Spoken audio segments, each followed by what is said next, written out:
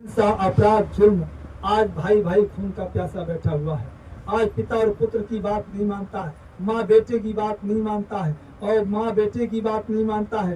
कुल परिवारों में सब क्या है। इसीलिए तो बाबा जय गुरुदेव जी महाराज ने ये आपको ऐसा दिव्य अलौकिक संदेश आपको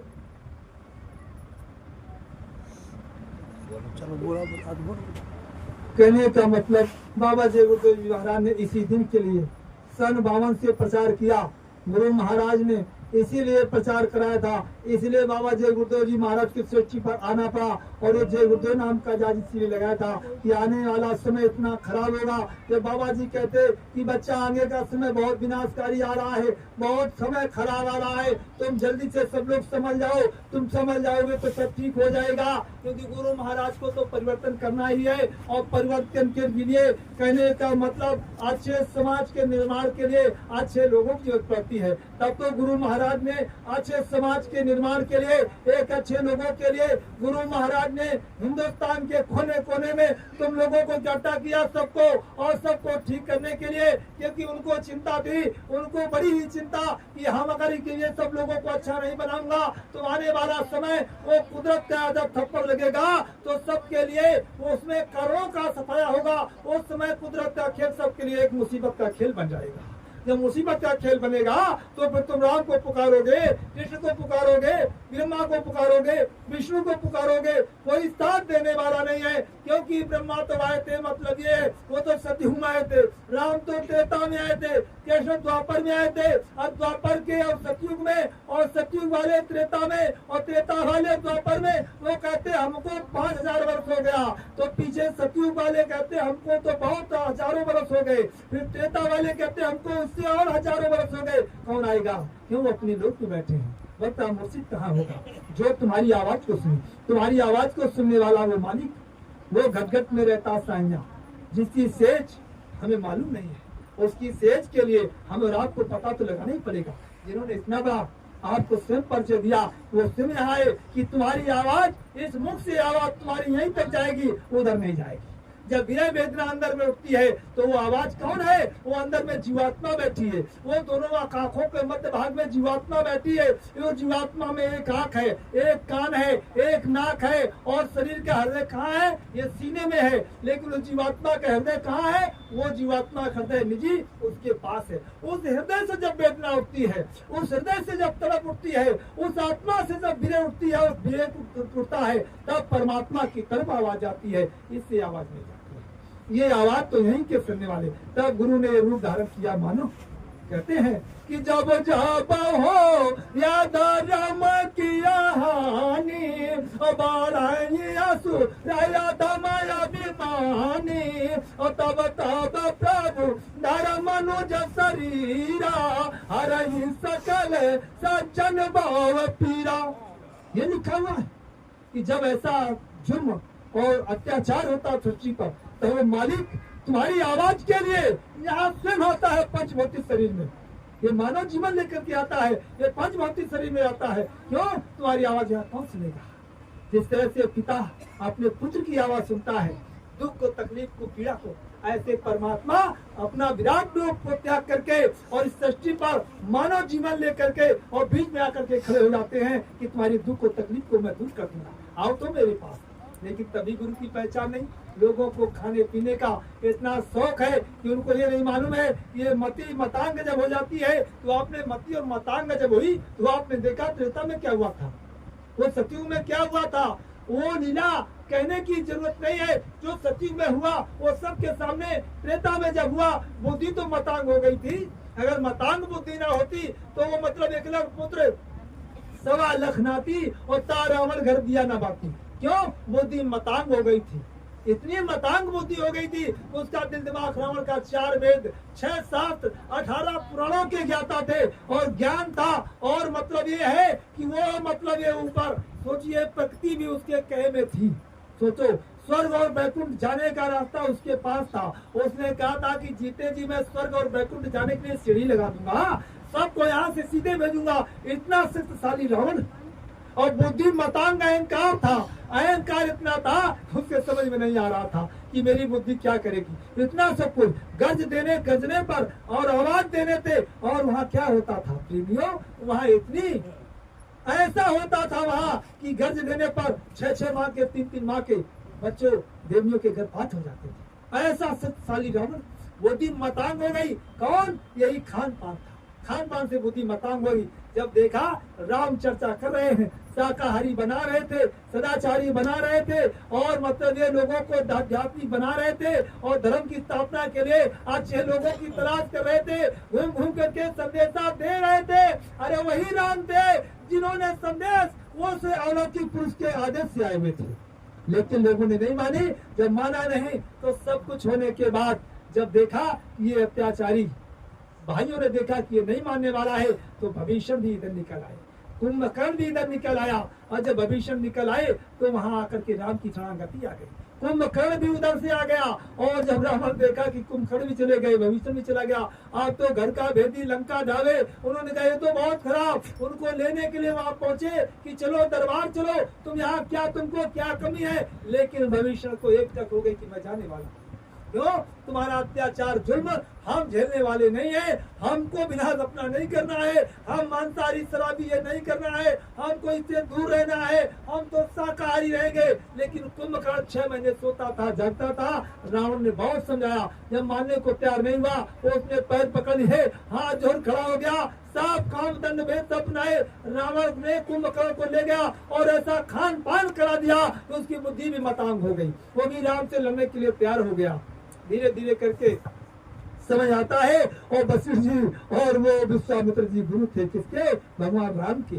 वो कौन राम थे? वो तो आप जानते ही, सृष्टि पर जिन्होंने जन्म लिया था अयोध्या में, वो राम थे।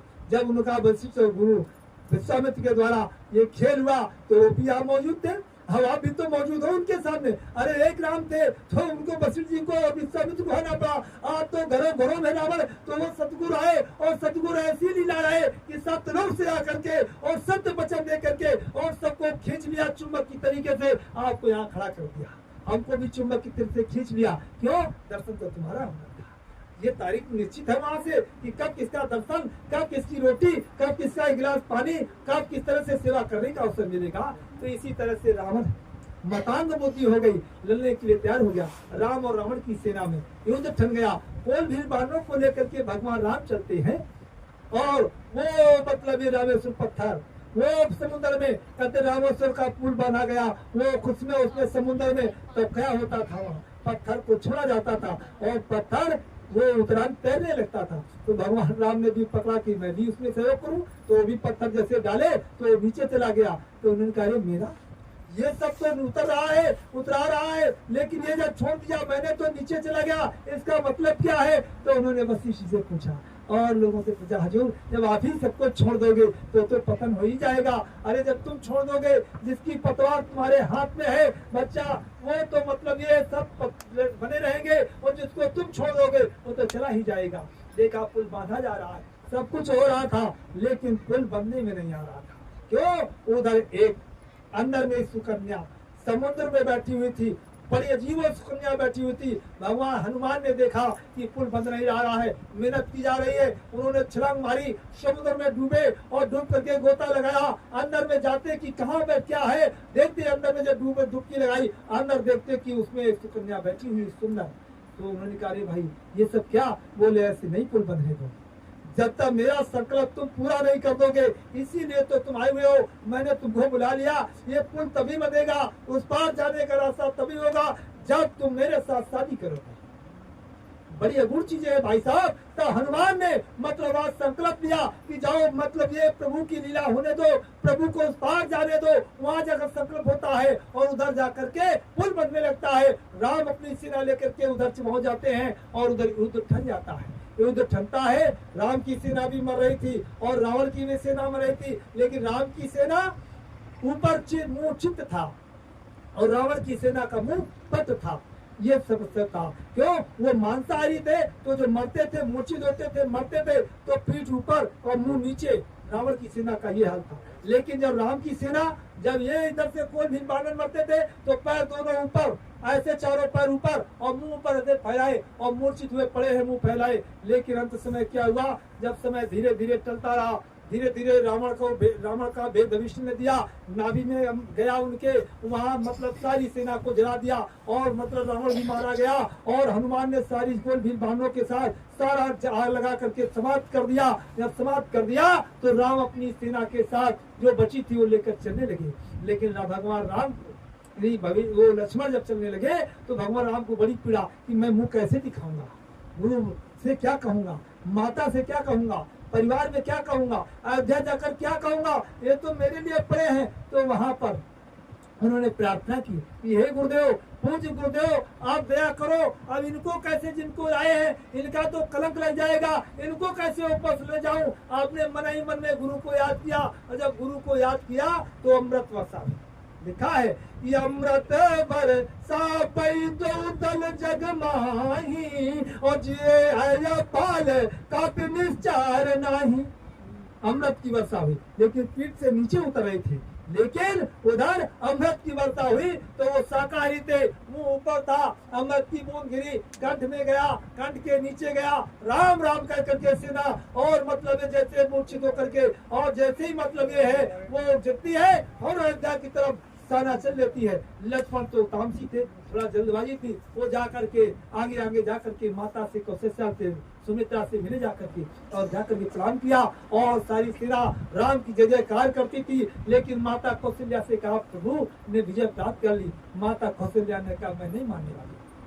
ऐसे कोमल एक जाति के ब्राह्मण इतने शक्तिशाली, 4 वेद 6 शास्त्र, सोने की लंका भगवान शिव से विजय में प्राप्त कर रही हो और भगवान शंकर वहाँ हाजिरी देते हो, 33 करोड़ देवता जिसके दरबार में हाजिरी देते हो, उस राम ने और तुम्हारे भाई ने उस रावण को कैसे विनाश कर दिया, मैं मानने को तैयार नहीं हूँ। लेकिन लक्ष्मण ने कहा माँ तुम नहीं मानती हो, तुम्हारी हिट है, मैंने आंखों देखा हाल कि भगवान राम ने प्राप्त कर लिया, सारी सेना वापस आ रही है और सब मतलब ये है जीवित भी कर दिया उन्होंने। लेकिन कहे मैं मानने को तैयार नहीं हूँ, झलक तुम्हारे भाई से मैं सुन लूंगी। जब भाई उनका राम पहुंचा, माता को प्रणाम किया, सबको प्रणाम करके माता ने कहा बेटा राम एक प्रश्न का उत्तर दे दीजिए, मुझे विश्वास हो जाए, मुझे शंका हो रही है। बोले ये सब कैसे किया, ये लड़म कलाइयों से कैसे किया तुमने? बोले माँ मैंने नहीं किया। बोले फिर किसने किया? बोले पूज्य गुरुदेव की कृपा है। बोले कैसे गुरुदेव की कृपा है? बोले तो तुम्हारा गुणगान कर रहे हैं। उन्होंने कहा मेरा कोई इसमें रोल नहीं माँ है, मैंने कुछ किए नहीं। बोले कैसे, फिर कैसे हुआ? बोले माता सुनो कि गुरु वशिष्ठ कुल पूज्य हमारे, ये लिखा है कि गुरु वशिष्ठ कुल पूज्य हमारे और नहीं ये कृपा तनुज रान मारे। माँ इनकी कृपा से वो जो भी वहाँ हुआ है वो पूज्य गुरु की कृपा से हुआ है, मैंने कुछ नहीं किया। माता ने अपने बेटे राम को गले से लगा लिया। बोले बस प्रश्न का उत्तर मिल गया कि गुरु ने ही पूज्य गुरुदेव ने किया, मैंने कुछ नहीं किया।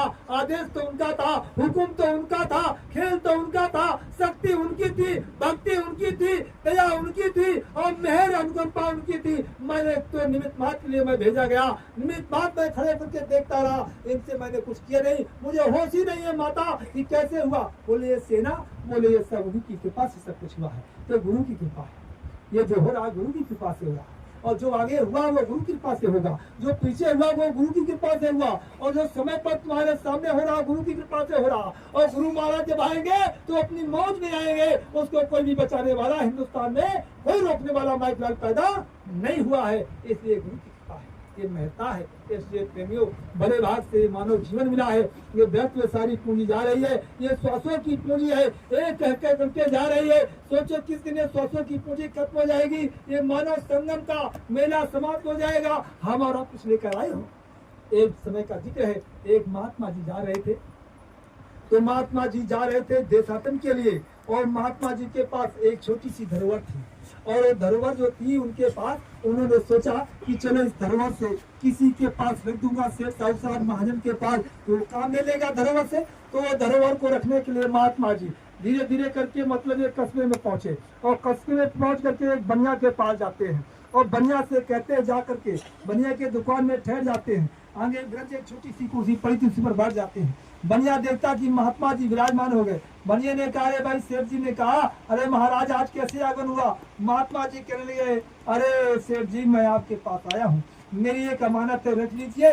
और मैं आपको आदेश भी करता हूँ कि तुम जितना चाहना उतना काम कर लेना, मैं आपको पूर्ण कर देकर जाता हूँ, लेकिन जब ये ध्यान रखना जब मैं आऊँगा तो मैं अमानत को मेरी वापस कर देना। बोले, अरे महाराज क्या बात है, आप अमानत रख दीजिए, जब आना तो अपनी वापस ले लेना, हमारे पास किस बात की कमी जो तुम्हारी, हम मतलब ये है तुम्हारे सामान को मैं ले लूंगा। उन्होंने कहा ठीक है, आप डायरी निकालिए। सेठ जी से डायरी निकलवाई और महात्मा जी ने एक कागज पे लिखाया कि महात्मा जी की अमानत को मैं इतने 6 माह के लिए रख करके जा रहा हूँ, जब मैं आऊंगा मैं आते ही मेरी अमानत को बिना कैश में वापस कर देना। महात्मा जी ने लिखा लिया, एक कागज अपने पास और डायरी में लिख करके उनको पास दे दिया और महात्मा जी चले गए। अब वो अमानत तो मतलब बंद थी, लेकिन शाम को जब सेठ जी ने अमानत देखा कि महात्मा जी क्या रख कर गए, उन्होंने गांठ खोला, देखा तो उसमें पारस मरी थी, पारस। उन्होंने देखा कि ये पारस है, अरे ये तो बड़ी चीज है, बनिया को पहचान होती है। उन्होंने कहा इससे तो जितना चाहूंगा उतना सोना बना लूंगा, अब तो मेरे पास धन की कमी नहीं होगी, अब तो मैं करोड़पति हो जाऊंगा, अरबपति हो जाऊंगा, लगभग मतलब मेरे पास सामने कोई नहीं टिकेगा, अब तो भारत में मैं सबसे बड़ा पैसे वाला हो जाऊंगा। महात्मा जी की बात को याद करते हैं कि अमानत तो 6 महीने की मिली है, लेकिन सोचा कि जल्दी काम कर लूं, पैसा वाला हो जाऊंगा। दिन भर तो दुकान में लगाता रहता हूँ, माथा टेक करता हूँ और मतलब ये है कि नौकरों को भी देता हूँ, अब तो हमारा सब बच जाएगा। फौरन मतलब ये सुबह हुआ, जैसे ही मतलब नौकर आए तब दुकान को खोला, नौकर से कहा जाओ लोहा का बाजार से भाव ले आओ। सेठ जी लोहा का बाजार से भाव लेने के लिए अपने नौकर को भेजते हैं। नौकर जाता है लोहा का बाजार में भाव लेने के लिए, तो रोज जो लोहा का भाव था उससे 4 आने महंगा हो गया। अब वो आकर के बताए सेठ जी से, बोले अरे भाई लोहा का भाव क्या है? तो नौकर कहता है, सेठ जी आज लोहा का भाव 4 आने महंगा हो गया है। 4 आने महंगा हो गया। वो सेठ जी को बनिया तो बनिया लालच आ गया, क्योंकि वो तो 1 पैसे का हिसाब करने वाला, अब 4 आने महंगा हो गया। तो अब वो सेठ जी कहते चलो जब 4 आना सस्ता हो जाएगा तो लोहा ले लूंगा और पारस से छुआ लूंगा और पारस से सोना बना लूंगा लोहा को और मैं धनवान हो जाऊंगा। अब उसने दूसरे दिन फिर भेजा, तो देखते कि 8 आने उसमें महंगा हो गया। आप जब आए तो सेठ जी ने कहा बजाज का भाव, तो लोहा, तुमने कहा अरे सेठ जी आप तो 8 आने महंगा हो गया। बोले ठहर जाइए, समय आएगा धीरे धीरे देखेंगे, जब गिर जाएगा। और लोहा का भाव 8 आने महंगा हो गया। आप सोचा कि कल ही नहीं लेते तो 4 आने था, अब तो 8 आना और महंगा हो गया, 8 आना घर से जाएगा। बनिया लालच में फंस गया, अब वो लोहा नहीं खरीद रहा है क्योंकि 8 आने महंगा हो गया था। धीरे धीरे धीरे करके फिर 2 महीना बीतता है, फिर वो जाता है कि बेटा कि जाओ लोहा का भाव ले आओ। जब लोहा का भाव लेने गया तो मतलब 12 आने महंगा हो गया। अब जब पूछता है तो नौकर, तो वो दुकानदार कहता है कि 12 आने महंगा हो गया है। अब जब सेठ जी के पास आया, बोले क्या भाव लोहा है? बोले सेठ जी आप तो 12 आने महंगा हो गया। बोले 12 आने महंगा हो गया, चलो देखते हैं, अभी तो हमारे पास ये अभी कुर्सी टिकेगी। धीरे धीरे धीरे धीरे धीरे धीरे समय चल रहा है, दुकान में मन लग गया, दुकान में दुकानदारी हो रही है। सेठ जी अपने दुकान में बैठे, याददाश्त निकल गया और नौकर भी उसी में मकसूर हो गया।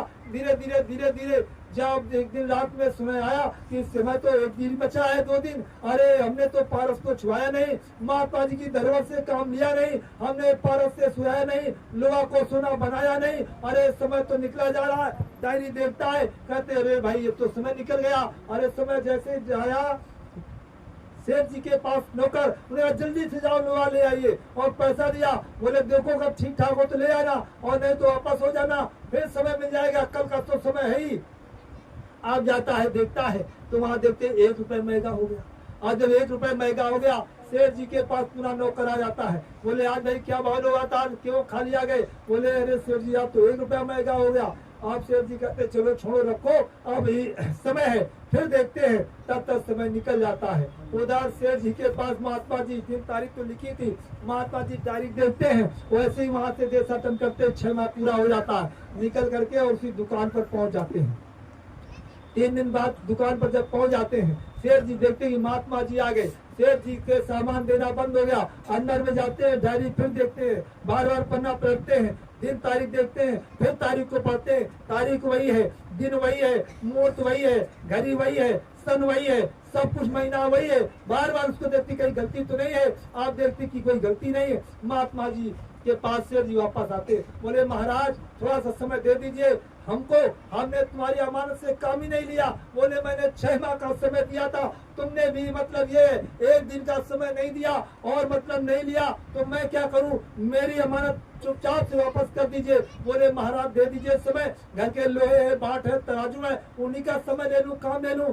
अरे शेर जी की बात को सुन करके महात्मा जी ने कहा, अरे बच्चा जब समय दिया तभी तूने काम नहीं किया, और जब समय है तभी तू मेरे पास लगा है, तेरी बुद्धि काम नहीं कर रही है। बोले मेरी अमानत दे दीजिए। अरे जब तक बात कर रहा था, चाहता तो घर में लोहा सोना और बात को छुआ देता, सोना बन जाता। महात्मा जी ने कहा जल्दी से ले आओ मेरी अमानत को। अमानत को लिया, देख मैं तारीख के पहले नहीं आया, देख तुझे पूरा समय दिया, ये तारीख, ये समय और ये दिन देख मैं लेकर जा रहा हूँ, मेरा इसमें कोई दोष नहीं है। शेर जी उसे भड़कते रह गए, देखते रह गए। शेर जी महात्मा जी अपने वापस अमानत को लेकर चले गए। कहने का मतलब शेर जी ने चवन्नी का लोहा लिया नहीं और पारस से छुआया नहीं, सोना बनाया नहीं। अरे प्रेमियों, ये मनुष्य शरीर है, ये किराए का मकान है, इसमें 96 करोड़ 100 की पूंजी, ये पारस मणि है। इससे तुमने भगवान का भजन नहीं किया और सच्चे परमात्मा का नाम नहीं लिया। और इसी घर में मेरी है घर मेरा, परिवार मेरा, बच्चे मेरे, स्त्री मेरी, और ये जमीन हमारी, जायदाद हमारी, धन मेरा। ये किसके लिए इकट्ठा करते हो? ऐसे तुमने कर्मों की खेती के लिए तुमने धर्म में न लगाया, न कर्म में लगाया, न संगत में लगाया, न आने जाने में लगाया। अरे बच्चा किसके लिए बाबा जी कहते हैं, ये किसके लिए इकट्ठा किया है? समय आएगा सब चला जाएगा, आखिर क्या साथ में जाएगा? सोचो आप, इसलिए मानव जीवन है, ये बड़े भाग से मिला हुआ है। समय आते ही हमें रात को, ये मानव जीवन से हमें रात को खोना पड़ेगा। वो अंत समय वो मालिक वहाँ हिसाब लेगा, कहेगा अरे भाई श्याम बिहारी ये बताओ, तुम्हारा 80 बरस का समय मिला था, तुम एक कहाँ चले गए और तुमने 80 बरस में क्या किया? तो जो भी अच्छा बुरा किया हिसाब करेगा, वो करता हिसाब करेगा। तब बाबा जी भी मौजूद मिलेंगे, क्योंकि नाम दिया है, ये मिलेंगे वहाँ। हर पल एक जीव को नाम दिया है, सबकी संभाल भी करेंगे और ये पूछेंगे कि तुमने जगत में बैठ करके क्या किया, मैंने किस तारीख में नाम दिया था, नाम से आज की तारीख तक तुमने क्या अच्छा बुरा किया। क्यों? जन्म तो नाम से हुआ है। वैसे तो जन्म माता पिता ने दिया है, लेकिन असली जन्म उस दिन हुआ जिस दिन नाम दिया है।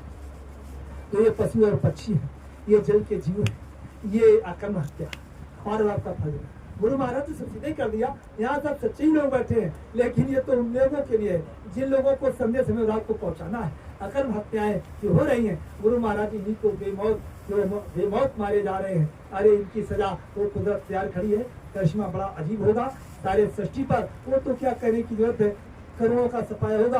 12 को सिका हो जाकी, कंठ सुतेज भरे, सूर्यदास होनी सो हुई, काहे का सोच करे, रे मन धीरज क्यों न धरे। सम्मत 2000 के ऊपर ऐसा योग परे, पूरा पश्चिम उत्तर दक्षिण 34 काल फिरे।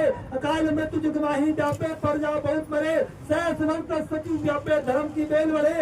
काल व्याल से वही बचे जो सतगुरु का ध्यान धरे। कहने का मतलब ये आ रहा है। इसलिए प्रेमियों, गुरु महिमा अजीब है, गुरु लीला अजीब है, गुरु की महिमा के आगे किसी की चलती नहीं है। इसलिए प्रेमियों बोलो प्यार से एक बार उस मालिक के नाम से बुलंद आवाज में देंगे, क्योंकि सच्ची आवाज दो, उस मालिक के तुम्हारी आवाज को सुने। बोलो जय गुरुदेव।